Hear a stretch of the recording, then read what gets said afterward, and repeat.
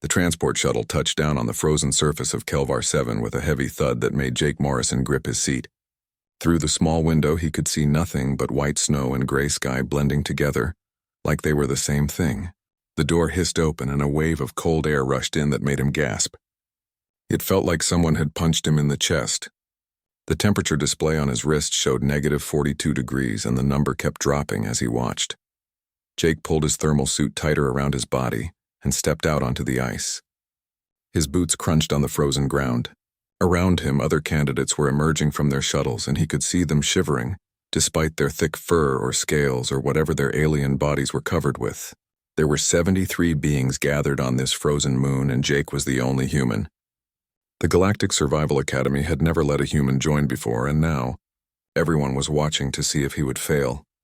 A massive creature stepped forward from the group of instructors waiting near a large metal building. He was a Saurian named Commander Vexenal and his scales were bright green like emeralds. He stood at least 3 meters tall and his yellow eyes swept across the gathered candidates with a look that said he had seen 1,000 students come and go. When he spoke, his voice was deep and rough like grinding stones. "Welcome to the endurance trial," he said, and his breath came out in white clouds. "The rules are simple and you will follow them or you will die. You must survive here for 10 planetary rotations. Each rotation lasts approximately 28 standard hours. You may use whatever you find at the supply depot, but no advanced technology, no communication devices, no weapons beyond simple tools. If you activate your emergency beacon, you will be rescued, but you will also fail this trial immediately." Jake listened carefully while other candidates shifted nervously around him. Some of them looked confident. A group of white-furred aliens called Frostwalkers were standing together and smiling, like this was going to be easy for them.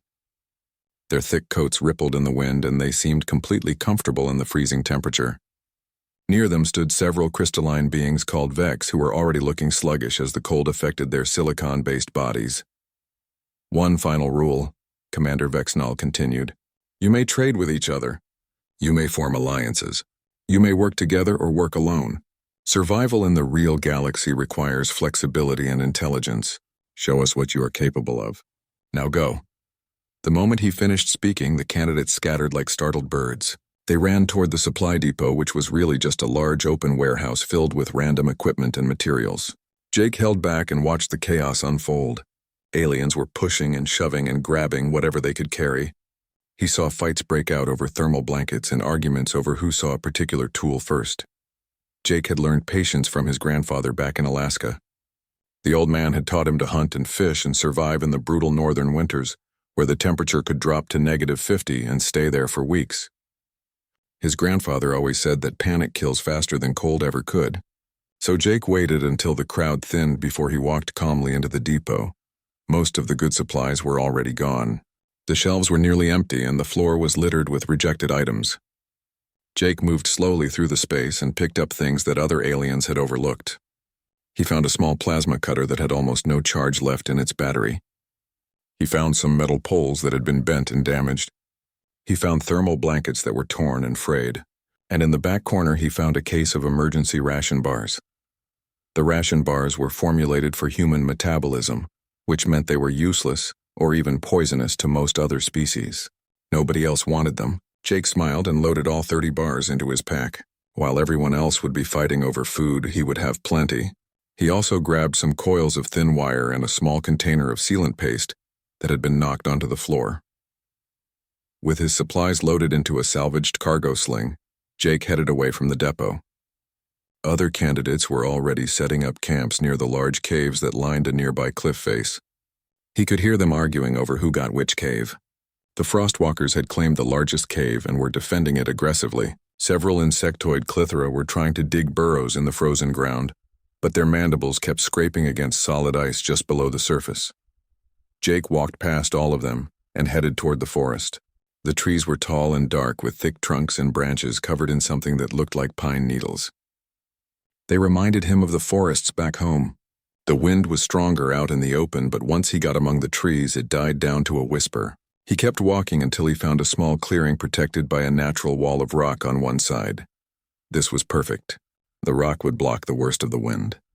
The trees would provide wood for building and fuel for fire. The ground was relatively flat. Jake set down his supplies and started planning.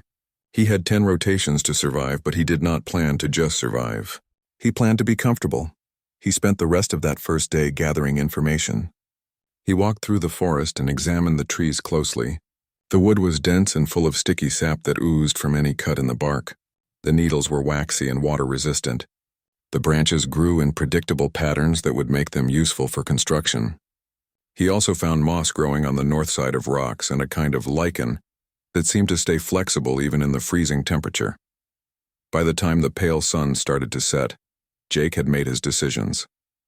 He would build a proper shelter, not a lean-to or a cave, but an actual insulated structure with walls and a roof and a door.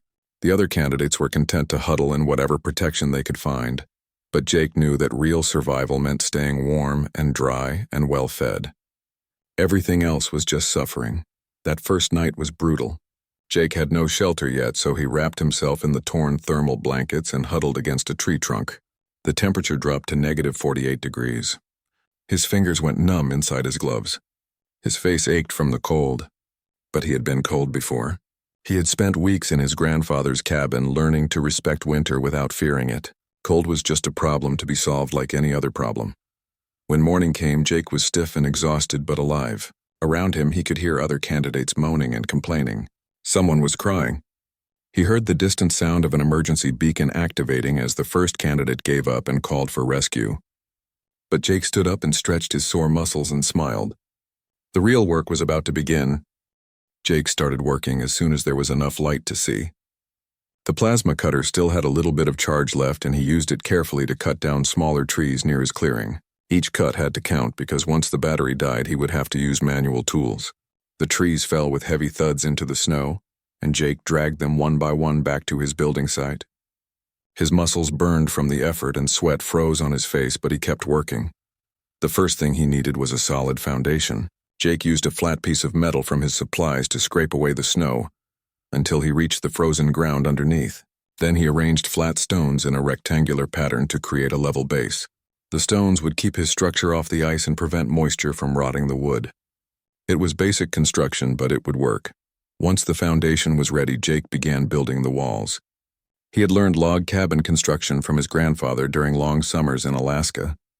The technique was called saddle notching, and it required cutting curved notches into each log so they would fit together tightly. Jake used his knife and the last charges of the plasma cutter to shape each notch carefully. It was slow work and his hands ached from the cold, but the walls began to rise. By the end of the second rotation, Jake had 4 walls standing. Each wall was made of logs stacked horizontally and locked together at the corners. The structure was small and simple, but it was solid. He could push against the walls with all his strength and they did not move. Between the logs there were gaps where cold air could get through, but Jake had a plan for that. He had noticed that the trees produced incredible amounts of thick, sticky sap. Jake collected this sap in a container and heated it over a small fire. As it warmed, the sap became even more liquid and easy to work with. He mixed the hot sap with shredded bark and dried moss to create a paste. This mixture could be packed into all the gaps between the logs. When it cooled, it hardened into an effective seal that blocked the wind. Jake worked on this chinking process for hours. He packed the mixture into every crack and gap he could find. His fingers were sticky and numb, but he kept going. By the time he finished, the walls were nearly airtight. He tested this by standing inside the structure and feeling for any breeze. There was almost none. The roof came next. Jake used the bent metal poles from the depot as support beams. He laid branches across these poles in a tight pattern and then covered everything with layers of bark and more of his sap mixture. He left a small hole in the center for smoke to escape. The roof was not perfect, but it would keep out snow and rain. The door was the final piece. Jake wove flexible branches together to create a frame and then attached pieces of salvaged plastic sheeting to make it weatherproof. He used more sap to seal the edges and installed it on simple hinges made from wire. When he closed the door, it fit snugly into the frame. Now came the most important part. Jake built a fire pit in the center of his hut. He dug a shallow depression in the ground and lined it with stones to contain the flames and protect the wooden floor. He arranged the stones in a circle and made sure they were stable. Then he gathered dry wood and kindling and used his emergency fire starter to light the first flame. The fire caught quickly and began to grow. Smoke rose up and escaped through the hole in the roof just as Jake had planned. He sat back and watched the flames dance. Within minutes, he could feel the temperature inside the hut beginning to rise. Within an hour, the interior was noticeably warmer than outside. Within 2 hours, it was actually comfortable. Jake hung his thermal blankets on the interior walls as extra insulation. The blankets trapped a layer of air between themselves and the wooden walls, which helped hold the heat inside even better. He also laid one blanket on the floor to provide cushioning and warmth. The transformation was remarkable. Outside, the temperature was negative 51 degrees, but inside his hut it was a comfortable 15 degrees. That night, Jake slept in real warmth for the first time since arriving on HFY 7. He had built a raised sleeping platform from branches and covered it with dried moss and soft pine needles. It was not fancy, but after 3 nights on frozen ground, it felt like luxury. He stretched out and felt his muscles relax. His fingers and toes were warm. He was not shivering. He smiled in the darkness and listened to the wind howling outside while he remained safe and comfortable inside. The next morning, Jake woke to find someone standing outside his hut. Through a gap in the door, he could see a crystalline figure swaying weakly in the wind. The being was a Vex, and her normally bright internal light was dim and flickering. Ice had formed on her faceted surface. She looked like she was dying. Jake opened the door quickly and warm air rushed out. The Vex, named Lyra, made a sound like tinkling bells and staggered forward. Jake caught her before she could fall. Her body was cold enough to hurt his hands even through his gloves. She was surprisingly light and fragile feeling. He pulled her inside and shut the door behind them. Lyra collapsed near the fire pit. She did not speak for several minutes. She just absorbed the heat from the flames. Gradually, the ice on her surface began to melt and drip onto the floor. Her internal light grew stronger. It shifted from a dull amber color to a brighter gold. Her body stopped shaking. "You saved my life," Lyra finally said, and her voice was clear and musical. "My people evolved on a desert world. We are silicon-based and we need heat for our bodies to function. I thought I could endure this cold. I was very wrong. Please let me stay here." Jake handed her one of his ration bars. "Can you eat this?" he asked. Lyra took the bar and examined it carefully. She broke off a small piece and tried to absorb it, but after a moment she shook her head. "My biology cannot process this, but the warmth is enough. I have nothing to offer you in trade except my gratitude. May I stay?" "You can stay," Jake said. He sat down across from her and looked at the fire. "But I have an idea. How many other candidates out there are suffering like you were?" Lyra's facets glittered as she considered the question. "Many. The Clithera cannot regulate their body temperature in this cold. The Saurians are struggling even though they will not admit it. Even some of the Frostwalkers are complaining about sleeping on hard stone." "Why do you ask?" Jake smiled slowly. "Because I can build more huts. Smaller ones maybe, but still warm. And I can make better beds. But I need help gathering materials and I need someone to spread the word. If aliens want to be warm and comfortable, they can trade with me. I have plenty of food they cannot eat. They have food I can eat. Does that make sense?" Lyra was quiet for a long moment. Her light pulsed with what Jake was learning to recognize as excitement. "You want to create trade? Here in a survival trial. You want to build shelters and sell them?" "Why not?" Jake replied. "The commander said we could trade and form alliances. He did not say we could not run a business. If people want to freeze, that is their choice. But if they want to be warm, they can pay for it." Lyra's laughter sounded like wind chimes. "The Academy has existed for 4,000 years. I do not think anyone has ever done anything like this. I will help you. I will spread the word to others. But Jake Morrison, you should know that not everyone will be happy about this. Some will think you are cheating." "Let them think what they want," Jake said. He added another log to the fire and watched the flames grow brighter. "I am going to be comfortable. Anyone else who wants comfort can join me." Lyra left the hut the next morning after warming herself by the fire. She promised to visit other candidates and tell them about Jake's shelter. Jake spent that rotation gathering more wood and planning his expansion. He needed to build at least 3 more small huts to make this work. Each one would house between 2 and 4 aliens depending on their size. He sketched rough plans in the dirt with a stick and calculated how much material he would need. By midday, Jake had visitors. 3 insectoid Clithera arrived at his clearing. Their dark shells were covered with frost and their mandibles clicked rapidly with cold. They moved slowly and their compound eyes were clouded with ice. The largest one stepped forward and made a series of clicking sounds that Jake's translator device converted into words. "We are told you have warmth. We are told you trade for food.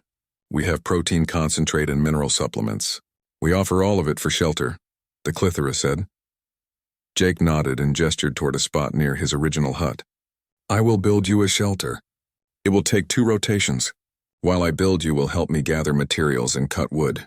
After it is finished, you can stay as long as you keep contributing. Do we have a deal? The 3 Clithera consulted with each other in rapid clicks. Then they all nodded in agreement. We accept. Show us what to do. Working with the Clithera was interesting. They had 6 limbs each, which meant they could carry far more than Jake could. They were also surprisingly strong despite their sluggish movements in the cold. Together they hauled logs and gathered materials at 3 times the speed Jake could manage alone. By evening they had enough wood to start construction on the second hut. Jake taught them the basics of saddle notching. The Clithera learned quickly and their multiple limbs made the work easier. They could hold logs steady while cutting notches at the same time. Jake supervised and made corrections when needed, but mostly they did good work. The second hut began to take shape rapidly. More visitors came as word spread. A pair of saurians arrived looking proud but cold. Their scales had turned a grayish color that Jake learned indicated temperature stress. They did not want to admit weakness, but their bodies were betraying them. The larger saurian spoke in a deep, rumbling voice. We hear you provide shelter. What do you require in payment? Jake considered them carefully. Food that I can eat. Also, I need protection. Some candidates might not like what I am doing here. If you provide security and help with construction, I will give you shelter and warmth. The saurians discussed this in their own language. Finally, they agreed. We accept. But know this, human. We do not take orders. We will work with you as equals. That is fine with me, Jake replied. Equals it is. By the 5th rotation, Jake's settlement had grown considerably. The second hut was finished and the 3 Clithera moved in gratefully. The 2 saurians helped Jake start construction on a 3rd and 4th hut. More aliens arrived each day. Some brought food. Some brought useful tools they had scavenged. Some offered labor in exchange for shelter. Lyra had become Jake's assistant. She kept track of who had paid what and who owed what. She organized work schedules and made sure everyone contributed fairly. Her crystalline mind was perfect for managing the complex web of trades and agreements. She also proved to be a good negotiator. When disputes arose, she could usually find a solution that made everyone happy. The bed idea came from Lyra. After sleeping on the moss-covered floor for several nights, she asked if something softer was possible. Jake experimented with different designs. He finally created a frame from woven flexible branches that could support weight without breaking. Then he took damaged thermal blankets and stuffed them with dried moss and plant fibers. The result was something like a thick mattress. It was not fancy, but it was much better than sleeping on the floor. The first bed took Jake almost a full rotation to complete, but when Lyra tried it, she made sounds of pure happiness. Her crystalline body glowed brightly with pleasure. Other residents saw this and immediately wanted beds too. Jake realized he had created a premium product. He set a price for the beds. Basic shelter cost food or labor. A bed cost much more. Residents had to contribute extra supplies or work additional hours to earn a bed. To his surprise, aliens paid willingly. Comfort was something everyone wanted regardless of their species or biology. Within 3 rotations, Jake had built 12 beds and had orders for 8 more. The settlement now had 6 huts arranged in a rough circle around a central fire pit. 20 aliens called it home. They came from 9 different species. There were Clithera and Saurians and Vex. There were small furry creatures called Prill who lived in pairs. There were tall, slender beings called Aryans who needed extra headroom in their huts. There was even a gelatinous blob-like creature named Goop, who mostly just wanted to stay warm and out of the wind. Jake established rules for the settlement. Everyone had to contribute either through labor or resources. Everyone had to respect each other's space. Violence was not allowed. Theft meant immediate expulsion. The rules were simple but necessary. Commander Vexnall himself had joined the settlement on the 5th rotation, and his presence gave the community legitimacy and authority. Nobody wanted to break rules with a senior instructor watching. The Frostwalkers were the last group to approach Jake. They had stayed in their caves until now. They were proud creatures and their biology made them naturally suited to cold environments. But even they had limits. A young Frostwalker named Kel arrived at the settlement looking embarrassed. I do not need warmth. Kel said, and his white fur bristled defensively. My people are built for this climate. But I will admit that sleeping on stone hurts my back. If I traded for one of your beds, could I take it to our cave? Jake shook his head. The beds are designed to work inside the heated huts. The moisture and temperature in your cave would ruin the materials in a few days. But I have another idea. What if I built a communal lodge near your caves, a place where you and your people could visit when you want comfort? You would not have to live there. Just use it when needed. Kel's ears perked up with interest. A lodge. Like a meeting house. That might work. What would you want in payment? Fresh meat, Jake replied. Your people are the only ones strong enough to hunt the ice creatures on this moon. Protein is becoming scarce for everyone else. You provide meat and labor to help build the lodge, and I will make it big enough for a dozen frostwalkers. Kel agreed immediately. The next day, 6 frostwalkers arrived with sleds full of meat from their latest hunt. They also brought strong backs and sharp claws that made construction work easier. Jake designed the lodge to be larger than the other huts with multiple fire pits and communal sleeping platforms. It would take 3 rotations to complete, but it would be worth it. On the 7th rotation, Jake stood at the center of his settlement and looked around with satisfaction. Smoke rose from 6 chimneys. Aliens moved between huts doing their assigned tasks. There was laughter and conversation in a dozen different languages. The central fire pit crackled warmly. This was not just survival anymore. This was community. But not everyone was happy about what Jake had created. That evening, a figure emerged from the darkness beyond the firelight. It was a Saurian named Kraz who had refused Jake's offer of shelter from the beginning. He was accompanied by 3 other candidates who looked thin and frostbitten but defiant. Kraz stepped into the firelight and his scales gleamed dark red in the flickering flames. His tail lashed back and forth with anger. Behind him, the 3 other aliens huddled together, looking miserable, but trying to appear strong. The entire settlement went quiet as everyone turned to watch. Jake stood slowly and faced the Saurian calmly. This is wrong, Kraz announced, and his voice carried across the clearing. The trial is meant to test individual survival skills. It is not about running a business or creating a village. You have corrupted the entire purpose of this test, human. You have made it too easy for everyone. Jake kept his expression neutral. I followed the rules. Commander Vexenal said we could trade and form alliances. That is exactly what I did. Everyone here has paid for their shelter. Everyone contribute. Nobody gets anything for free. Kraz snorted with disgust. You have created dependency. What have these weaklings learned? They have learned that they can pay someone else to solve their problems. When we leave this moon and return to our real lives, what skills will they have gained? Nothing. They will be just as helpless as before. It was Lyra who responded. She stepped forward, and her crystalline body glowed brightly in the darkness. I have learned cooperation. I have learned that innovation matters more than brute strength. I have learned that different species can work together toward common goals. Are these not valuable lessons for anyone who wishes to survive in the galaxy? Several aliens murmured agreement. Even Kraz's companions looked uncertain now. But Kraz was not finished. He pointed at Jake with one clawed finger. You think you are clever, human. You think you have beaten the system. But when we return to the academy, I will file a formal complaint. Your methods may be creative, but they defeat the entire purpose of the endurance trial. The instructors will see this. You will be disqualified. Jake felt a cold weight settle in his stomach. Was Kraz right? Had he broken the rules even while following them? He looked around at the aliens who had become his neighbors and customers. They all looked worried now. If Jake was disqualified, would they be punished too? Commander Vexenal stood up from where he had been sitting near one of the huts. The massive Saurian walked slowly to the center of the circle, and everyone fell silent. His yellow eyes looked at Kraz first and then at Jake. When he spoke, his voice was measured and calm. Kraz raises an interesting point. This trial has existed for 4,000 cycles, and it has always tested individual endurance and survival skills. Jake Morrison has certainly changed the nature of this test. The commander paused and looked around at the settlement.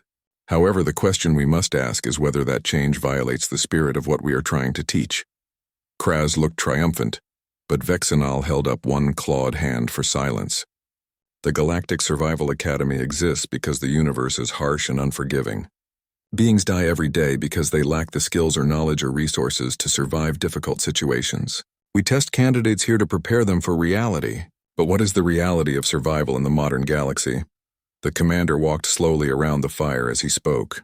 Survival is rarely about one being alone against nature anymore. It is about communities working together. It is about trade and cooperation and using intelligence to overcome challenges. Jake Morrison understood this instinctively. He saw a problem and he solved it in a way that benefited not just himself but many others. Is this not exactly the kind of thinking we want to encourage? Kraz's tail stopped lashing. He looked confused now. But the rules, the tradition. The rules say candidates may trade and form alliances, Vexnall replied. Jake followed those rules to their logical conclusion. As for tradition, it only matters if it serves a purpose. Perhaps this trial needed someone to show us a new way. The commander turned to face Jake directly. However, I am not the final authority here. The evaluation committee will make the ultimate decision when we return to the academy. Until then, we survive, all of us. Kraz stood silent for a long moment. Then he turned and walked back into the darkness with his companions following. The tension in the settlement slowly dissolved. Aliens returned to their conversations and their tasks. But Jake noticed that people were quieter now. The worry had not completely gone away. That night, Jake could not sleep despite the warmth of his hut. He lay on his bed and stared at the ceiling. Had he made a terrible mistake? He had been so focused on survival and comfort that he had not considered the larger implications. What if the academy did disqualify him? What if they punished everyone who had participated in his settlement? These aliens had trusted him, and now their success in the trial might be at risk. Lyra found him sitting outside his hut in the early morning cold. She settled beside him and her light glowed softly. You are worried about what Kraz said. Yes, Jake admitted. I thought I was being smart. I thought I was helping everyone. But what if I was just being selfish? What if I have ruined this for everyone? Lyra made a sound like chimes in wind that Jake had learned was her version of laughter. Jake Morrison, you gave us warmth when we were freezing. You gave us shelter when we had none. You created a community where we were all alone. Even if the academy disqualifies us, I will never regret choosing to join your settlement. I would have died out there in the cold. Many of us would have. But the trial, Jake said. The trial is just a test, Lyra replied. Life is what matters. You saved lives. That counts for more than any academy tradition. She paused and her light pulsed thoughtfully. Besides, I do not think Commander Vexnall would have spoken as he did if he truly believed you had broken the rules. He is the chief instructor.